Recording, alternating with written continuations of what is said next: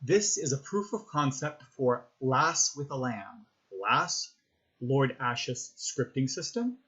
Lamb, Lord Ash's macro builder. So the macro builder allows users to create scripts which are attached to macro buttons. The macro buttons are then accessible during game, and when you click on the button, it will execute whatever that script was. The macros do need to be built ahead of time. They are not available in game. And the scripts are pretty flexible. You have access to a large variety of programming syntax. It's basically the core C# scripting. And you have access to all of the core Unity and TaleSpire stuff. So it's really quite open. The macro buttons also have a feature similar to Hollow's radial UI, where you can specify a condition under which they're available. So you can do things like macro buttons that are only available when a mini is selected, or you can have macro buttons that are only available when a specific mini is selected, or minis with a certain name, or if it's Tuesday, whatever conditions you set forth will be evaluated, and the macro button will show only if the conditions are met. So now let me demonstrate the macro button system. So I've set up 3 macros. 2 of them are available to as long as there is a mini selected. So I'm going to hit the key for macro button menu. You can see nicely animated slides out the side. You get whatever macros you defined.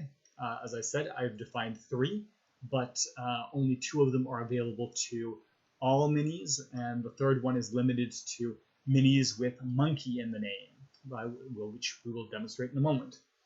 So in my particular case, these macros are designed to use both a selected mini and a radial mini.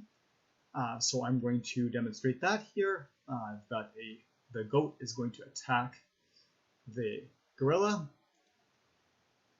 Now I'm going to use my macro, and it does a roll for me and calculates damage on a hit.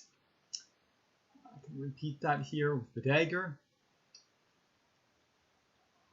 Now, as I was saying, the 3rd macro that I've defined, I put a condition on it, so it's only available to minis that have a monkey in the name. So the goat obviously doesn't register, but when I switch over to the monkey, you can see immediately the conditions re-evaluated and determined that the monkey condition is now met.